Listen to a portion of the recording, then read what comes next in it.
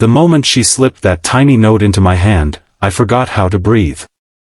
The office party was only hours away, my reputation was hanging by a thread, and I had come prepared to hire a stranger to pretend to be my girlfriend. But the woman standing across the conference room wasn't a stranger.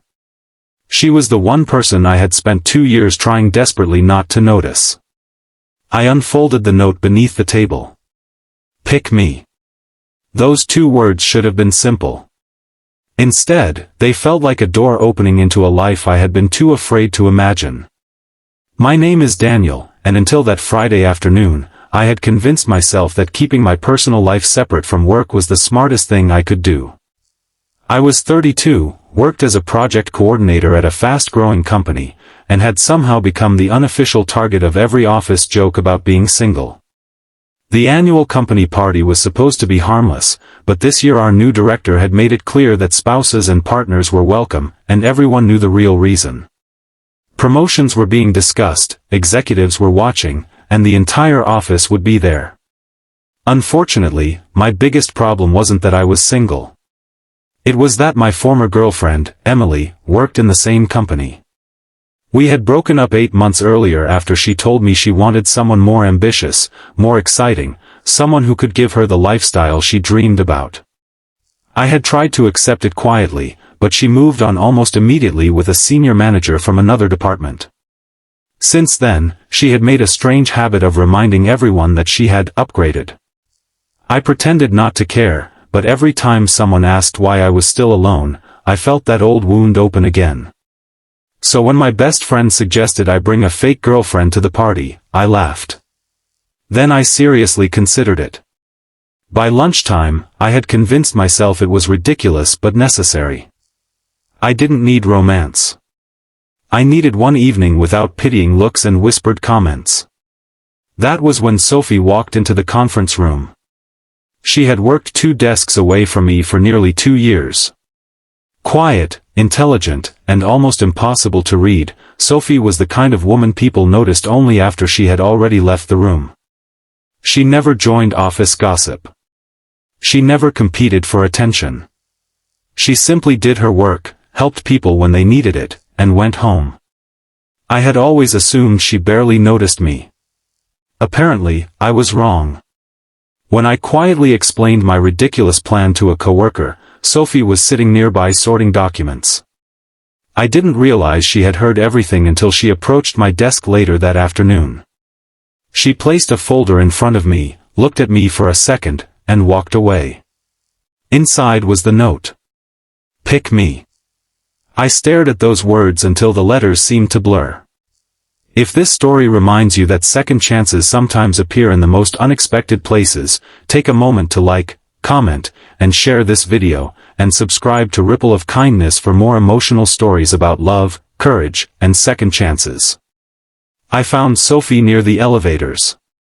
I wanted to ask whether she was serious, but suddenly I was nervous in a way I had never been around her before. She simply smiled and told me she knew it was supposed to be fake. No expectations, no complicated feelings, just one evening. I agreed because it seemed safer than asking myself why my heart was beating so fast. That evening, Sophie arrived at the party wearing a simple dark blue dress. Nothing extravagant. Nothing designed to attract attention. Yet when she walked through the doors beside me, the room seemed to change. People looked at us. Emily looked at us. For the first time in months, I didn't feel embarrassed about being alone. I felt strangely proud to be standing beside Sophie. She played the part perfectly. She laughed at my terrible jokes, touched my arm naturally, and remembered little details I had forgotten I had ever told her. But as the evening continued, something felt different. The fake relationship was becoming dangerously easy. At dinner, Sophie noticed I wasn't eating. She quietly asked if I was okay. I told her I was tired. She knew I was lying but didn't pressure me. Later, when Emily approached and made a sarcastic comment about how quickly I had found someone, Sophie simply smiled and told her that sometimes people find what they need when they stop looking in the wrong places. I almost laughed. But Emily's expression changed. For the first time, she had nothing to say. Near midnight, I found Sophie standing alone on the balcony. The city lights stretched beneath us like stars scattered across the earth. I joined her, and for several seconds neither of us spoke. Then I asked the question I had been afraid to ask all night. Why me? Sophie looked at the city before answering. She said she had watched me for 2 years. She had seen how I stayed late to help struggling coworkers. She had seen me quietly pay for a colleague's emergency expenses without telling anyone. She had noticed that I always remembered everyone's birthdays but somehow forgot my own. She said she had wanted to tell me how she felt many times, but I was always looking somewhere else. Then she admitted the truth. She hadn't written, "Pick me," because she wanted to pretend to be my girlfriend. She had written it because she wanted me to finally choose someone who genuinely cared about me. My chest tightened. I realized then that I had spent months trying to prove to Emily that I was worth loving, while completely ignoring the person who had already been showing me love in small, invisible ways. I told Sophie I didn't know what would happen after the party. She smiled and said neither did she. But she wanted to find out. The next morning, I expected everything to feel awkward. Instead, Sophie texted me one sentence. "So, does the fake girlfriend get a real date?" I smiled for the first time that morning. We went for coffee that Sunday. Then dinner the following week. Slowly, carefully, without pretending. There were no grand promises. No dramatic declarations. Just two people learning each other honestly. Months later, I was offered a promotion. Emily congratulated me politely and moved on. She no longer mattered to the story I was writing. Sophie did. One rainy evening, almost a year after that office party, we sat in the same cafe where our first real date had happened. I reached across the table and placed a small folded note in front of her. She opened it. Inside were 2 words.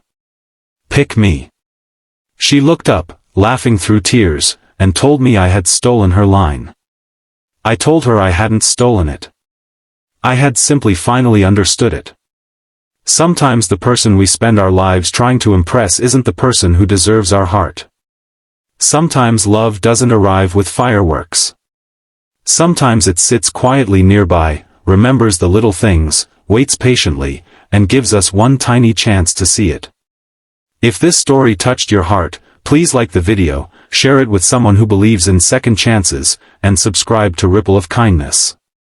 Your support helps these stories reach people who may need a little hope today. And before you leave, comment, "I choose real love," if you believe the right person can enter your life when you least expect it.